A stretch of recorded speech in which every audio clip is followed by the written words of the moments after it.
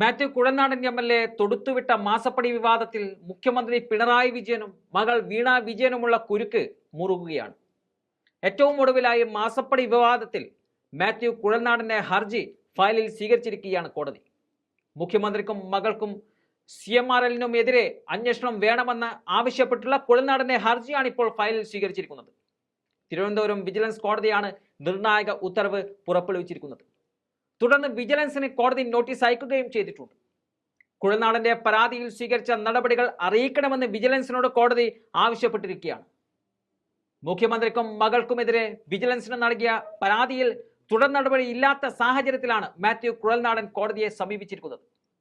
CMRL കമ്പനിക്ക് യഥേഷ്ടം കരിമണൽ ലഭിക്കാൻ വഴിയൊരുക്കിയത് മുഖ്യമന്ത്രി പിണറായി വിജയന്റെ അധ്യക്ഷതയിൽ 2018 ചേർന്ന ദുരന്ത നിവാരണ അതോറിറ്റി യോഗമാണെന്ന് മാത്യു കുഴൽനാടൻ ആരോപിച്ചിരുന്നു.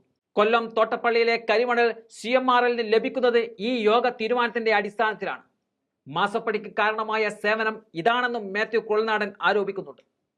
കോടതി ഫയലിൽ സ്വീകരിച്ചു എന്ന് പറഞ്ഞാൽ കുഴൽനാടന്റെ ആരോപണങ്ങളിൽ കഴമ്പുണ്ടെന്ന് പറയേണ്ടി വരും.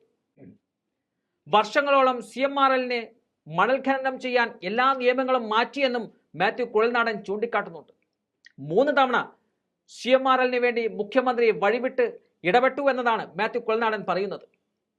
CMRL കരിമണൽ എത്തിക്കാൻ മുഖ്യമന്ത്രി ശ്രമിച്ചെന്നും പൊതുമേഖലാ സ്ഥാപനങ്ങൾ വഴി കരിമണൽ എത്തിച്ചുവെന്നും മാത്യു കുഴൽനാടൻ പറയുന്നുണ്ട്.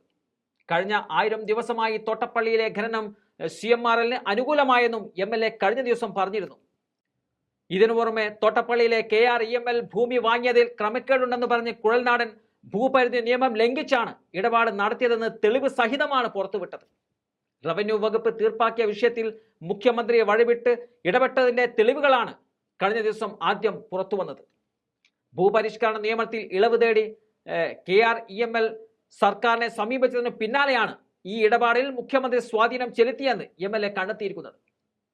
അഴിമതി നടത്തിയത് പിണറായി വിജയനാണെന്നും അഴിമതി പണം വാങ്ങിയത് മുഖ്യമന്ത്രിയാണെന്നും തെളിവുകൾ സഹിതം കോടതിയിൽ തെളിയിക്കുവാനുള്ള അവസരമാണ് ഇപ്പോൾ മാത്യു കുഴൽനാടന് കിട്ടിയിരിക്കുന്നത്.